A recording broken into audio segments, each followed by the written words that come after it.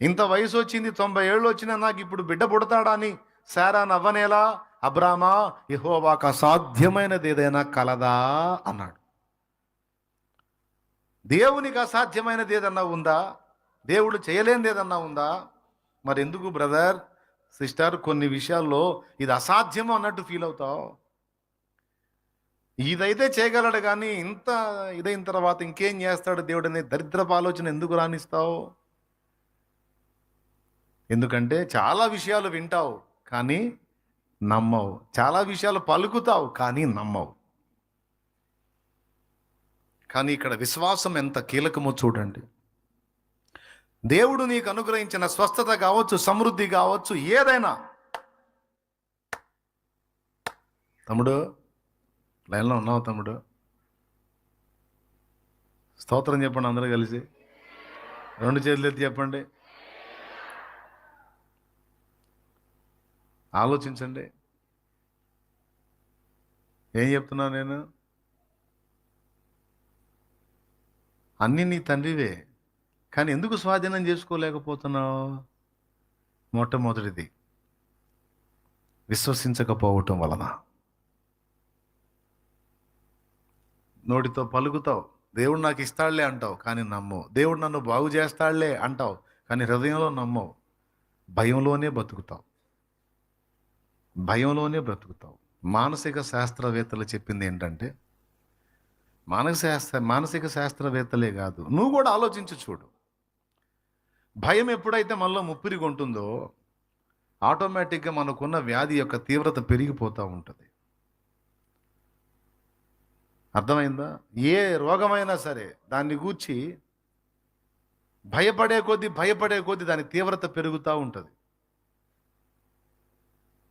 మరి దేవుడు నన్ను స్వస్థపరుస్తాడు, నేను దేవునికి అనుదినం అప్పగిస్తున్నాను, దేవుడు ఖచ్చితంగా నా ఎడల కార్యం చేస్తాడు అని నమ్మిన ఎడల దుఃఖముఖిగా భయంతో నువ్వు ఉండకూడదు, దుఃఖముఖుడుగా భయంతో నువ్వు ఉండకూడదు.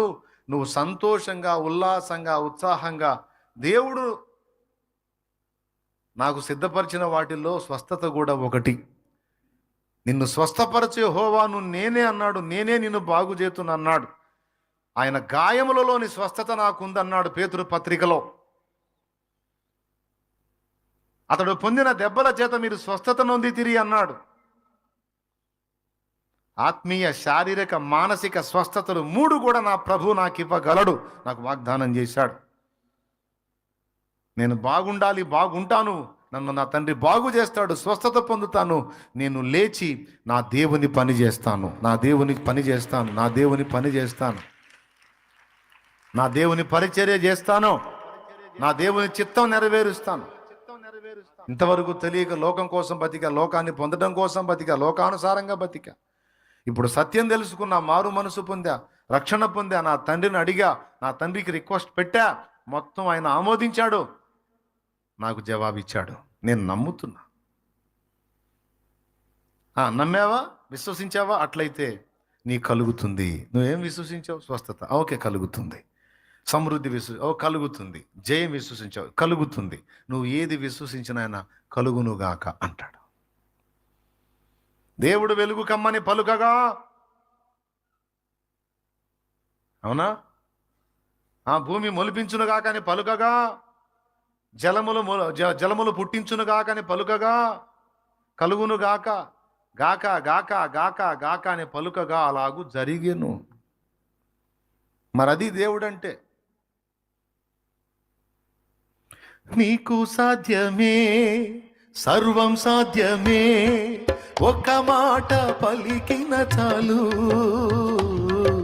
నీకు సాధ్యమే, సర్వం సాధ్యమే, ఒక్క మాట పలికిన చాలు. అయ్యా ఒక మాట పలికిన చాలు, అయ్యా ఒక మాట పలికిన చాలు. విన్నపాలు విను దైవమా, నా కన్నీరు గాంచు దైవమా, స్వస్థతనిచ్చు దైవమా, నీకే స్తోత్రము యేసయ్యా, నీకే స్తోత్రము యేసయ్యా. అంటే కనికరించి నీ చేయి చాచి అద్భుతములు చేయు దైవమా, కనికరించి నీ చేయి చాచి అద్భుతములు చేయు దైవమా, అయ్యా అద్భుతములు చేయు దైవమా, అయ్యా అద్భుతములు చేయు దైవమా, విన్నపాలు విను దైవమా, నా కన్నీరు గాంచు దైవమా, స్వస్థతనిచ్చు దైవమా, నీకి స్తోత్రము యేసయ్యా, నీకి స్తోత్రము యేసయ్యా. దేవునికి మహిమ.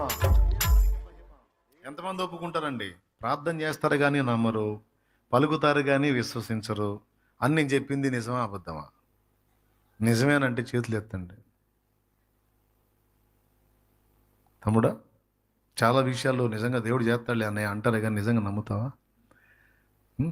చాలా విషయాలు వింటావు కానీ నిజంగా అవి జరుగునని నమ్ముతావా? వారు వినుట మట్టుకు విందురు కానీ గ్రహింపరు. వింటారు కానీ విశ్వసించరు. పైకి భక్తి గల వారి వలె ఉండి దాని శక్తిని ఆశ్రయించని వారు. ఇది అందరికీ వర్తిస్తుంది. సేవకులు విశ్వాసులు అన్న భేదం లేదు, ప్రతి ఒక్కడికి వర్తిస్తుందండి.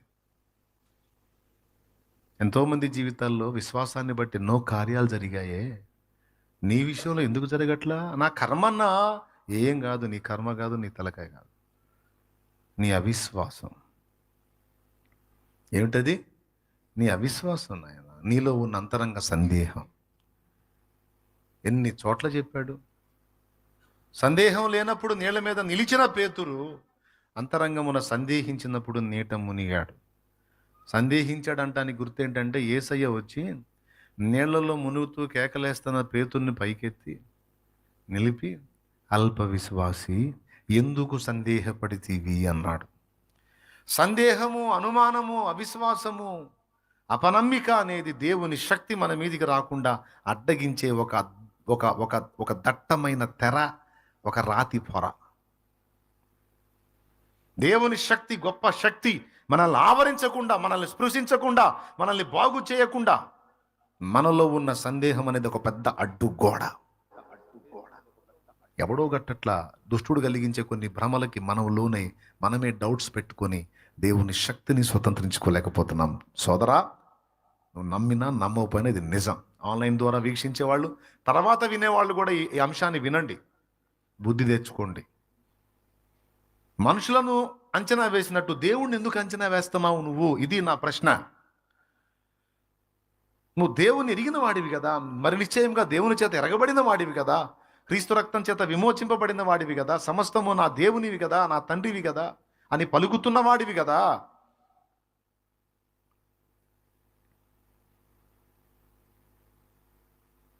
దేవుణ్ణి ఎరిగినప్పుడు మనుషులతో ఈక్వల్గా దేవుణ్ణి ఎందుకు ఆలోచిస్తున్నావు? దేవుడు మనుషుని వంటి వాడా? దేవుని బలానికి మనుషునిలాగా మితుందా?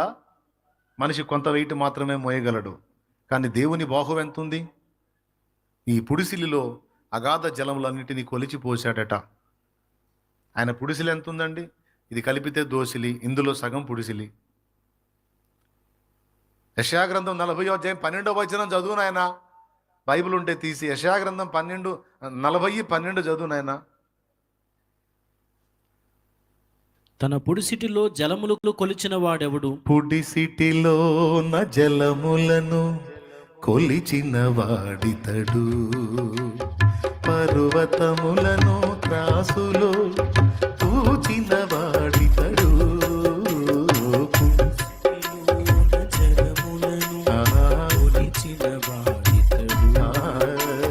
పర్వతములను త్రాసులో తూచిన వాడితడు, శూన్యములో నా జ్యోతులను నిలిపిన వాడితడు. శూన్యములోన జ్యోతులను నిలిపిన వాడితడు, కొలపాత్రలోన భూమిని కొలిచి పోసిన వాడితడు, కొలపాత్రలోన భూమిని కొలిచి పోసిన వాడితడు. జగతి పునాదులు వేయబడక ముందే భూమ్యాకాశము చేయబడక ముందే ఉన్న దేవుడు ఆది సంభూతుడు ఉన్న దేవుడు ఆది సంభూతుడు జగతి పునాదులు వేయబడక ముందే దేవునికి మహిమ. మనుషులతో ఈక్వల్గా దేవుడిని పోలుస్తావాను? సందేహం రావచ్చా? పేతురు మునిగినప్పుడు ఏమన్నాడు ప్రభు? అందరు చెప్పండి, ఏమన్నాడు? అల్ప విశ్వాసి, ఎందుకు సందేహపడితే అన్నాను. యాకోబు రాసిన పత్రిక 1వ అధ్యాయం 5-6 వచనాల్లో ఏముంది? మీలో ఎవరికైనా జ్ఞానం కొదువుగా ఉన్నాడలా అతడు దేవుణ్ణి అడగవలెను. అప్పుడు అది అతనికి అనుగ్రహింపబడును. ఆయన ఎవనిని గద్దింపక అందరికిని ధారాళముగా దయచేయువాడు. అయితే అతడు ఏ మాత్రమును సందేహింపక విశ్వాసముతో అడగవలెను. అది ఏమాత్రము సందేహింపక. ఏమండి, ఇందాక మార్కు 11 చదివారు కదా? మార్కు 11:24 ప్రార్థనలో అడుగు వాటినలను పొంది ఉన్నామని నమ్ముడు అప్పుడు అవన్నీ మీకు. దానికి పైన ఏమంటాడో తెలుసా? చెట్టును చూసైనా కొండను చూసైనా నీవు లేచి సముద్రంలో పడవమని తన మనస్సున సందేహింపక ఒకడు గాని చెప్పిన ఎడల అది అలాగూ జరుగునని మీతో నిశ్చయంగా చెప్పుచున్నాను అన్న మాట కూడా అక్కడ చెప్తాడు. దొరికిందా నాయన మీకు? 22వ వచనం. అంతే కదా, చదువు. అందుకు యేసు వారితో ఇట్లనెను, మీరు దేవుని యందు విశ్వాసముంచుడి. ఎవడైనను ఈ కొండను చూచి నీవు ఎత్తబడి సముద్రములో పడవేయబడుమని చెప్పి తన మనసులో సందేహింపక తాను చెప్పినది జరుగునని నమ్మిన ఎడల వాడు చెప్పినది జరుగునని మీతో నిశ్చయముగా చెప్పుచున్నాను. ఏందా ఈ మాటలు? అబద్ధాలా నిజాలా? యేసయ్య చెప్పిన సత్యాలు అబద్ధాలు చెప్పడా? ఆయన సత్యం చెప్పాడు, కానీ అది మన ఆచరణలోకి వచ్చేటప్పటికి మన వల్ల కాల అది.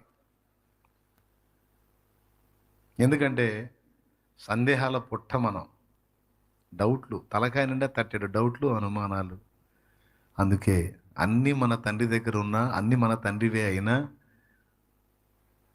తేలికలుగా ఉండాల్సిన మనం బానిసలుగా బతకడానికి ప్రథమమైన కారణం అవిశ్వాసం, అనుమానం, సందేహం, అపనమ్మిక, విశ్వసించకపోవుట. రోగాల విషయంలో స్వస్థత కోసం స్వస్థత విషయంలోనే కాదండి, సమస్త విషయాలు ఇదే వర్తిస్తుంది.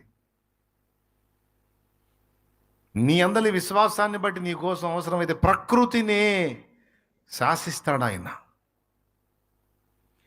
మోషే ప్రార్థింపగా మన్నాను కురిపించితివి. మోషే ప్రార్థింపగా మన్నాను కురిపించితివి. యెహోషువ ప్రార్థింపగా సూర్య చంద్రుల నాపితివి. యెహోషువ ప్రార్థింపగా సూర్య చంద్రుల నాపితివి. యెహోవా నీ నామము ఎంతో బలమైనది, ఎంతో బలమైనది. ఏమండి ఆడారుగా, మోషేకే దేవుడా నీకు కాదు? యెహోషువాకే దేవుడా నీకు కాదు? నీకు దేవుడే కదా. వాళ్ళకి నీకు తేడా ఏంటంటే వాళ్ళలో ఉన్న విశ్వాసం నీలో లేదు. వాళ్ళు ఆనుకున్నంతగా దేవుని మీద నువ్వు ఆనుకోవు. సనగటం ఒకటి మాత్రం బాగా తెలుసు నీకు, పిచ్చి ముఖం వేసుకొని. ఏం చేశాడు, ఏం చేశాడు, ఏం చేశాడు, ఏం చేశాడు. సనగటం, గొనగటం, రివర్స్ మాట్లాడటం, దిగులు పట్టడం, కృంగిపోవటం, ఏడుచుకోవటం, మొత్తుకోవటం, నిన్ను నువ్వు శాపాలు పెట్టుకోవటం. నా కర్మ ఇంతే, నా బతికింతే, నా దరిద్రం ఇంతే, ఇట్ట గాలింది నా కర్మ, ఏం చేద్దాం, ఏడాది దరిద్రం అంతా నాకే చుట్టుకుంది. ఇట్లాంటి మాటలు మాట్లాడుకుంటా నిన్ను నువ్వు దిగజార్చుకొని అణగొట్టుకొని ఎవడో నిన్ను నాశనం చేయటం కాదు, నిన్ను నువ్వే పాడు చేసుకుంటున్న పరిస్థితికి దిగజారిపోయావు. కాదా? కాదా? అవునా? అదొక్కటి బాగా తెలిసింది నీకు, ఎందుకంటే చిన్నప్పటి నుంచి ప్రాక్టీస్. మన వాళ్ళు చేసిన పని అదేగా, అది ఆ ప్రాక్టీస్ వచ్చేసింది అలాగా. అవి కాదు కదా, ప్రార్థించినప్పుడు మన్నా కురిసింది. యెహోషువ ప్రార్థించినప్పుడు సూర్యచంద్రులు ఆగారు, ఆపాడు. మోషే ప్రార్థించినప్పుడు సముద్రాన్ని పాయలు చేశాడు. మోషే చేతి కర్రతో బండను కొట్టినప్పుడు ఆయన బండను చీల్చాడు. వాస్తవంగా కర్రతో బండను కొడితే ఏమైందండి? కర్ర గట్టిదా, బండ గట్టిదా? మరి మోషే కర్రతో కొడితే బండ చీలటం ఏంటి? ఆరు మూరల జానుడున్న గొల్లియాతు ఒక చిన్న రాయికి పడిపోవటం ఏంటి? గాడిద దవడ ఎముకతో 1000 మందిని చంపటం ఏంది? తెర మీద బొమ్మలే ఈ భక్తులు, తెర వెనకుండి మొత్తాన్ని జరిగించిన వాడు నా దేవుడు.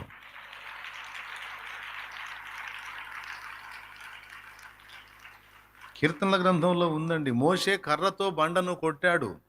కర్రతో బండను కొట్టినప్పుడు వాస్తవంగా కర్ర విరుగుతుంది. ఎందుకంటే బండ గట్టిది, ఎంత కొడితే అంత విరిగిపోయింది కర్ర. కానీ ఒకసారి కర్రతో కొడితే బండ చీలిందట, అందులోంచి నీరు ప్రవహించిందట. అది ఎంత నీరు అంటే కాలువలుగా, నదులుగా ప్రవహించిందట. కీర్తనల గ్రంథంలో ఉందండి. 78వ కీర్తన 15వ వచనం. చదువు అయిపోయేది ఏముంది?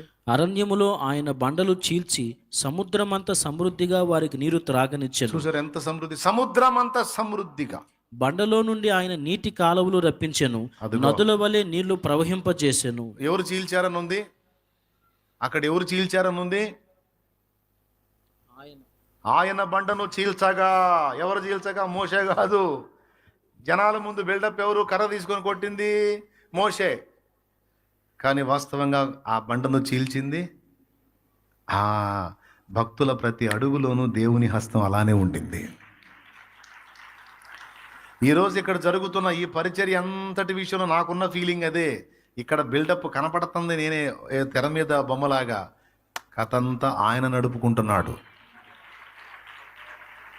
నిద్రలో కూడా అనుకోవద్దు నేను యోగ్యుడని, నిద్రలో కూడా అనుకోవద్దు నేను గొప్పోండని, నిద్రలో కూడా అనుకోవద్దండోయ్ నేనేదో సాధించానని. ఒకటే నా ధన్యత, ఆయనకు అందుబాటులోకి రావటం, ఆయన కృప ధ్వజముగా నా మీద ఎత్తటం, ఆయన వాడుకోవటం, అంతే. ఈరోజు నువ్వు పొందుతున్న ప్రతిదీ, జరుగుతున్న ప్రతిదీ, నా ధైర్యం అదే, నా భరోసా అదే, నా మనశ్శాంతి అదే, సమస్తం అదే.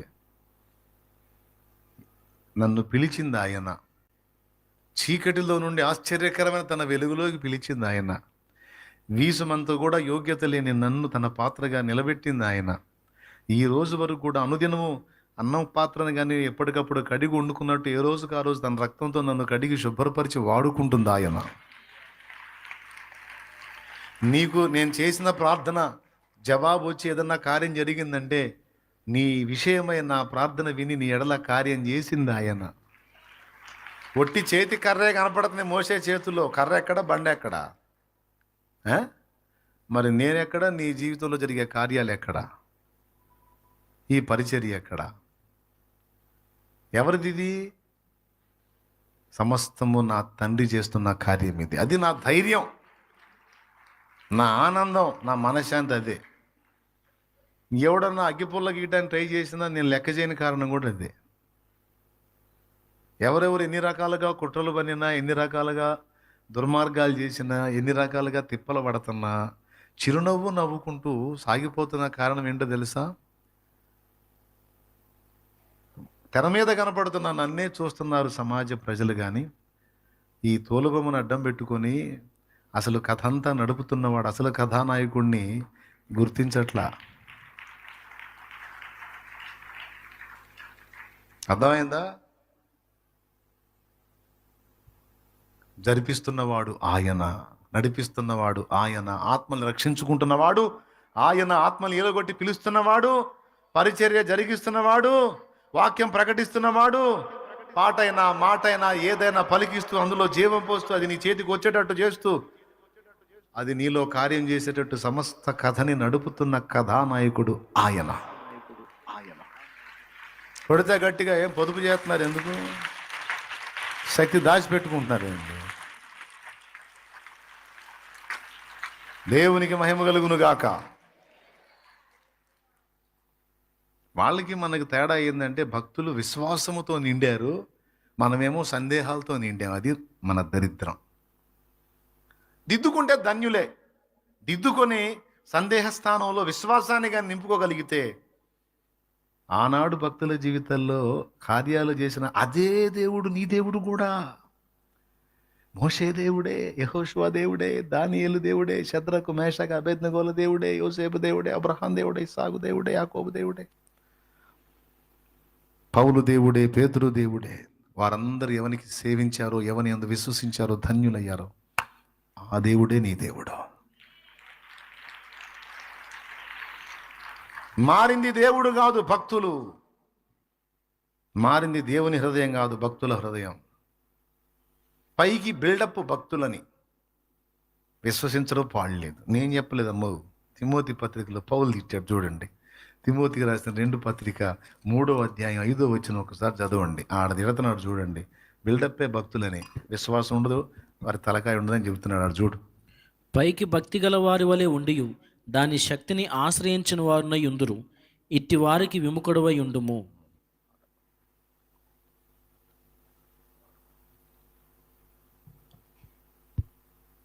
దేవునికి మహిమ కలుగును గాక. బిడ్డలారా ఏమంటారు? అది పరిస్థితి. పైకి భక్తి గలవారి వలె ఉండి దాని శక్తిని మాట్లాడితే చాలు. అసలు అబ్బో ఆ భక్తుడికి అలా చేశాడు, ఈ భక్తుడికి ఇలా చేశాడని చెప్పడానికి నువ్వేడు నమ్మే? తలకాయ నిండా సందేహాలేగా, తలకాయ నిండా అనుమానాలేగా. ప్రార్థన చేస్తావే కానీ జరిగిద్ది అంటావా? చెడిపోకముందంటే ఏదో కార్యం చేస్తాడులే కానీ మరీ మొత్తంగా చెడిపోయిన తర్వాత, క్రియాటిన్ 12కు పోయిన తర్వాత ఇంకా మళ్ళీ కిడ్నీలు బాగుపడటం ఏ డాక్టర్ చెప్పలా. నీకు వాళ్ళ మాటల మీద అంత నమ్మకం, అంత విశ్వాసం. ఏం కాదు, నేను మరలా నూతన పరుస్తానన్న దేవుని మాట నీకు నమ్మకం ఉండదు, మనకు నమ్మకం ఉండదు. సరే నా పోటోడు వచ్చి ప్రార్థన చేసినా, లేకపోతే ఎవరైనా విశ్వాసం మాటలే ప్రార్థన చేసినా అంతే, ఆయనే స్వస్థపరచాడు, అందుకే ఆయన మీద ఆధారపడాలి. మళ్ళీ ఈ ప్రార్థన చేసినాడు బాగానే ఏంది అట్టు కూర్చున్నావు ఏంటంటే, కూర్చోకేముంది, ఇంకా బాగుపడతానా, ఇంకా లేదు, అవకాశం లేదు. దైవజనుడు చెప్పిన మాట విని హన్నా నాట నుండి దుఃఖముఖిగా ఉండుట మానేను అనుంది. అంటే ఎప్పుడు చూసినా హన్నా ఏడు మొహంతోనే ఉంటుందంట. ఎప్పుడైతే దైవజనుడు ఒక మాట చెప్పాడో దాన్ని విశ్వసించి ఆ నాట నుండి దుఃఖముఖిగా ఉండుట మానేను అనుంది. సమూయేలు 1వ గ్రంథం 1వ అధ్యాయంలో.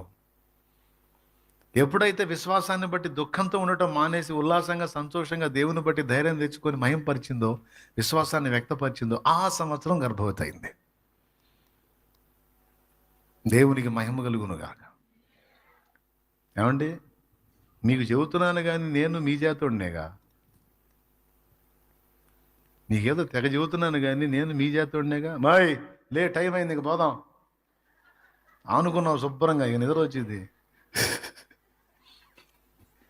దేవునికి స్తోత్రం కలుగును గాక.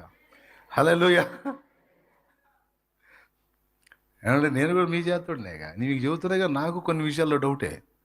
అప్పుడు గద్దించాడు, రే బుద్ధి లేని వెధవా, ఎన్ని కార్యాలు చూసాడు, పనికి మాట్లాడు, మళ్ళీ సందేహపడతావు. అవుద్దు ప్రభా, అవుద్దు, సందేహం లేదు, ఏం లేదు, నువ్వు గొప్ప దేవుడా, నోరు మూసుకొని పా, మరి ఇంకెందుకు 4 అడుగులు వేస్తావు, మళ్ళీ వెనక్కి చూస్తావారా? ఏం చేద్దాం, ఆయన కూడా అప్పుడప్పుడు మరి బుద్ధి చెప్పుకుంటే నడిపిస్తున్నాడు ఆయన. పలు విధములుగా నిన్ను విసిగించిన నన్ను సహించితివే, పూర్ణ ఓరిమితో నన్ను భరించి భుజమున మోసితివే. పలు విధములుగా నిన్ను విసిగించిన నన్ను సహించితివే, పూర్ణ ఓరిమితో నన్ను భరించి భుజమున మోసితివే. సన్నుతించెదను ఊపిరున్నంత వరకు, విశ్రమించను నేను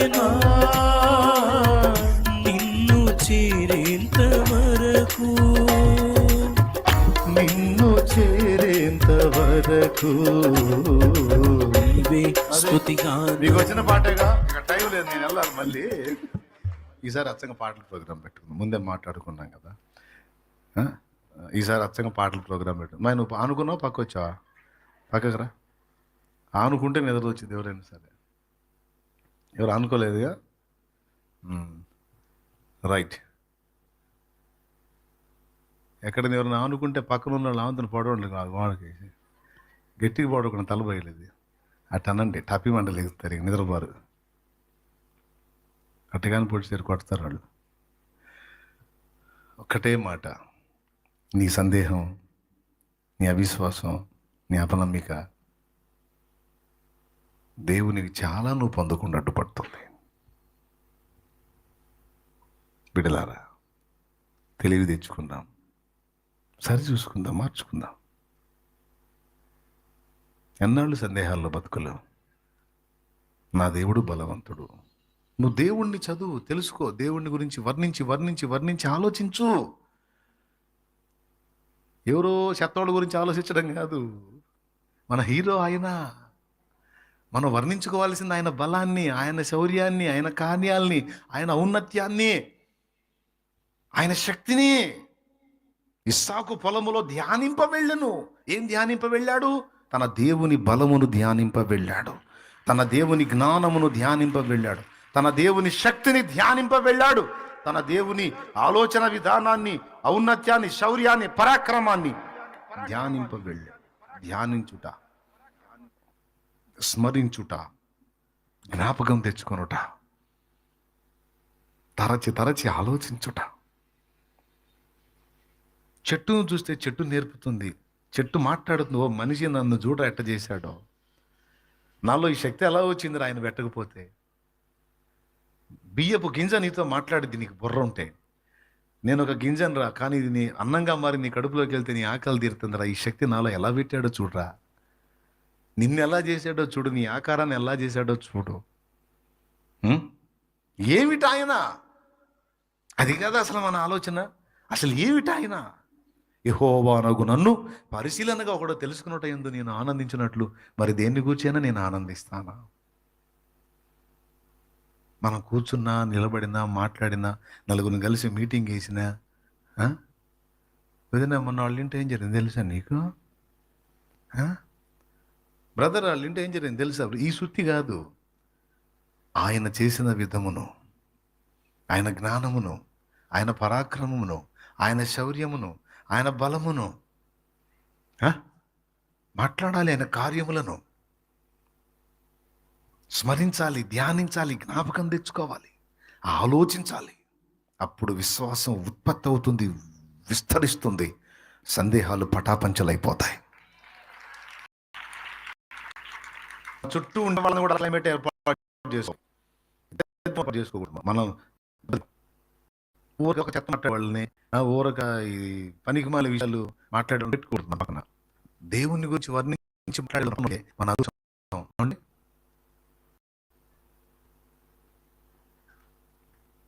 ఏది బల్లే ఇప్పుడే చెబుతున్నా.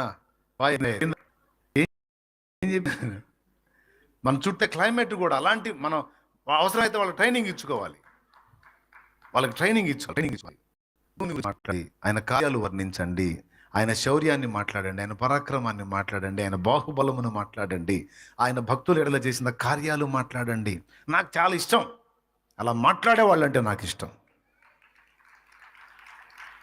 వాళ్ళు ఎంత పొడుగోళ్ళు అయితే మనకెందుగా?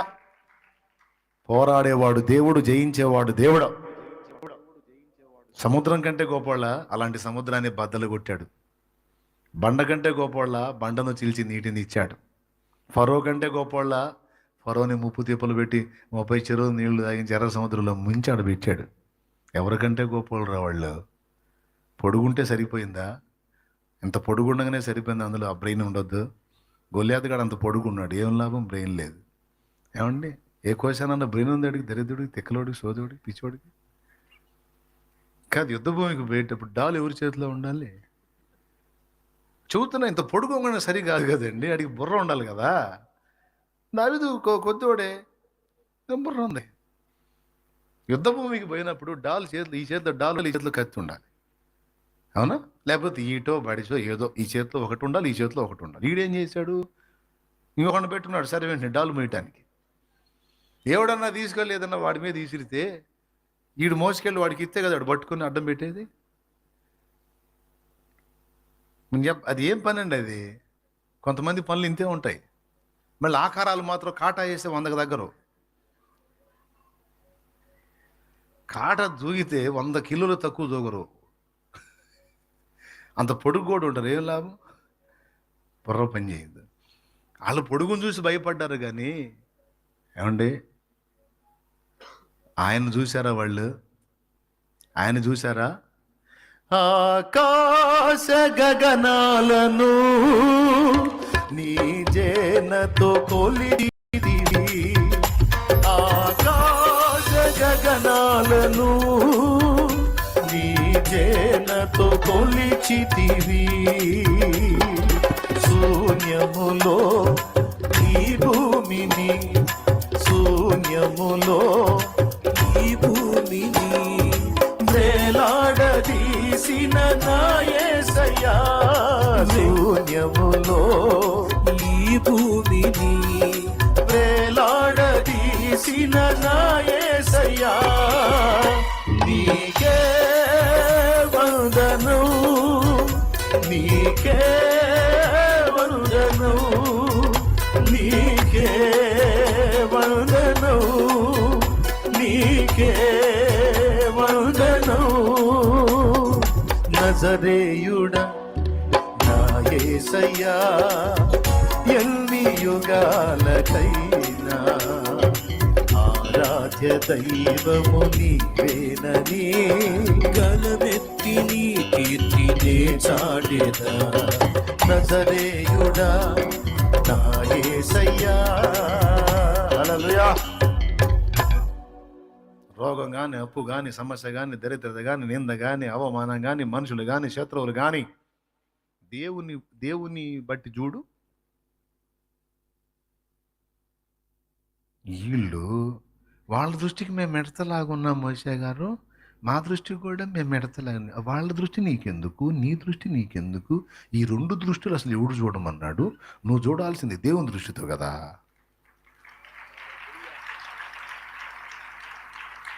నువ్వు చూడాల్సింది ఏ దృష్టి? వాళ్ళు ఎంత పొడుగు ఉన్నారు, ఎంత పొడుగున ఆకాశం కిందే ఉన్నారుగా. ఏమండి, అట్లున్నారు వాళ్ళు, అండ్ అట్టున్నారంట వాళ్ళు. వీళ్ళు అదురుపోయారు, వయమ్మో అంతలా మనుషులని. విచిత్రమైన విషయం చెప్పనా, అంత పొడుగోళ్ళని కందిరీగలతో చంపాడు ఆయన. అరే మీరు మిడతలు అన్నారు కదా, వాళ్ళ ముందు మేము మిడతలం అన్నారు కదా. మిడతన్నా కొంచెం పర్సనాలిటీ ఉంటుందిరా. మీరు పొడుగు అన్నోళ్ళని ఈగలతో చంపుతా. అస్సలు ఎంత రోషగాడంటే అసలు మీరు ఒక అరగంట కొట్టినా తప్పులేదు చప్పట్లు.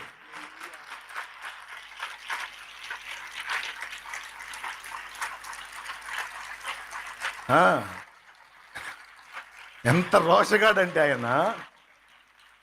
అరే పనికి మాలిన వాళ్ళారు, మీరు ఇంత అదురుపోయారు. మిడతలం వాళ్ళ కళ్ళకి మిడత లాగి ఉన్నాం, మా కళ్ళకి మిడత మోకాలు వేసుకొని మడతపడిపోయారు మీరు. నేను మిడతలు కూడా కాదు, ఈగలతో తరుముతా వాళ్ళని, ఈగలతో చంపుతాన్ని. కందిరీగల గుంపును వారి మీదికి పంపి ఈగల చేత చంపేశాడు వాళ్ళు. అది నా దేవుని రోషం. అలా చూసిన వాళ్ళు ఇద్దరే, కాలేబు యెహోషువ. అందుకే చరిత్ర పుటల్లో నిలిచారు. వాళ్ళ పేర్లు ఎత్తి ఈరోజు మాట్లాడుతున్నాం. వాళ్ళ విశ్వాసం. వాడెంత పొడుగుంటే మనకేంది సార్? ఆకాశం కిందనేగా ఉన్నాడు, కానీ ఆకాశం పైన ఆయన ఉన్నాడు. ఆకాశ మహాకాశాలు పట్టజాలని దేవుడు. చరాచర జగత్తును, అందలి సమస్త విశ్వమును, సమస్త ప్రకృతిని, సమస్తమును నిర్మించినటువంటి దేవుడు ఈ విశ్వమంతా కలిపి ఆయనలో ఒక గుండెలాగున్నాడు. ఈ షర్టు, ఈ బాడీ మొత్తంలో ఈ గుండె ఎంత అండి? ఈ గుండె ఇది ఎంత అండి? ఈ విశ్వమంతా కలిపి ఆయనకి ఇలా ఉన్నాడు. అప్పుడు ఎంత ఉన్నాడో చూడు పర్సనాలిటీ. అంతతో పోల్చుకుంటే వీళ్ళు ఎంత. అది ఆయన బలం. ఒరే మీరు అంత పొడుగున్నారని ఇంతంత ఈగలతో చంపుతానేవాడిని. వీళ్ళు 40 రోజులు అదిరిపోయారుగా. గొల్లియాతు అమ్ము 6 మూరలు చేయనుడు 6 మూరలు చేయను మూరలు వేసుకొని సరిపోయింది. వీళ్ళు దేవునికి స్తోత్రం. వీళ్ళు మూరలు వేసుకునే సరిపోయింది. ఆడాడు ఇన్ని మూరలు ఉన్నాడు, 6 మూరలు ఉంటాడా? కాదు ఇంకో జాన్ ఉంటాడు. ఈ 40 రోజులు వీళ్ళు కొలతలు వేసుకునే సరిపోయింది. దావీదు రానే వచ్చాడు, ఏందయ్యా అన్నాడు, తీసుకోరాయి అన్నాడు. వీళ్ళు ఎంతసేపు మూరలేసి బార్లేసి ఆడు ఈట ఎంత పొడుగుందో తెలుసా? ఆడు ఈట మనం ఆడుండగానే పొడి చేస్తాడు. ఈటెలను కొలతలు వేసుకొని ఆడిని కొలతలు వేసుకొని ఈ సరిపోయింది, ఈ కొలతలు సరిపోయింది. వాళ్ళ గాలి తీసి పెట్టాడు దేవుడు. రాయి తీసుకొని పిల్లోడిని పంపించి పిల్లోడికి రాయిచి కొట్టురా అన్నాడు. కొడితే చచ్చాడు. నా దేవుని కార్యాలు అలా ఉంటాయి. నా దేవుని కార్యాలు అలా ఉంటాయి. నువ్వు నమ్మితే తలకాయ నిండా తట్టడు సందేహం పెట్టుకుని అనుమానం పెట్టుకుంటే ఏం జరుగుతుంది? ఎవడో సైతాన్ గడు తయారవుతాడు. ఏందో వాళ్ళకి అట్నే చెబుతారు అంటాడు. ఒక్క మాటతో పుస్సుమని పోయింది మొత్తం. అంతేనంటావా? మరి అంతకాకే ఉంది, వాళ్ళు అంతే చెబుతారు అంటాడు. ఇప్పుడు నేను చెప్పింది నమ్మితే నీకు మేలా? ఆడొచ్చి చెప్పింది నమ్మితే మేలా? మరి ఎవరు చెబితే ఏది మేలు? అది కూడా పట్టించుకోరు. కాదు ఇప్పుడు దాకా చెప్పాడుగా, కాస్త ఏమన్నా అయిద్దామనుకున్నా ఏందా ఏది ఎన్నాళ్ళు కాదు ఇప్పుడు అయిద్దా అనేసరికి బుస్ ఇట్లాంటి చెత్తోళ్ళ మాటలు వినకూడదు. ఎంత చెత్త మాటలు, చెడ్డ సమాచారం చెప్పే మాటలు. స్వాధీనం చేసుకోవాలి దేవునివి అంటే విశ్వాసం కావాలి.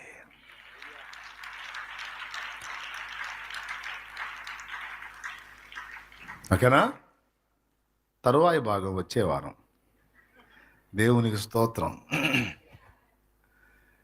ఎందుకు మీ నాన్నవని నువ్వు ఎందుకు స్వాధీనం చేసుకోలేకపోతున్నావు అంటే, అవన్నీ నాన్నవని నువ్వు అడిగితే నాన్న నీకు ఇస్తాడని, సందేహింపకు నువ్వు పోయి పోరాడితే అది నీది అవుతుందని నువ్వు నమ్మవు. ఇప్పుడు నువ్వు పొలం దగ్గరికి బాగానే వాడేమంటాడు, అప్పటికే పొలం చేసుకుంటున్నాడు, ఎవరిది నాదైతే అంటాడు. అప్పుడు నువ్వేం చేయాలి?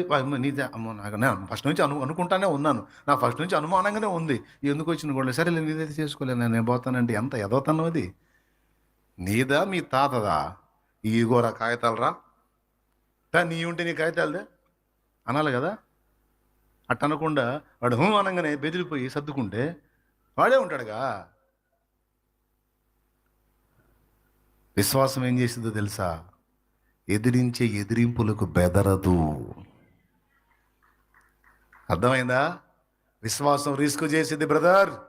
విశ్వాసం సాహసంతో అడుగేసిద్ది. విశ్వాసం భయములో ఉండదు. విశ్వాసం ఉన్న దగ్గర భయానికి తావులేదు. గుండెల్లో భయం వెళ్తుంది అంటే విశ్వాసం లేదు అని అర్థం.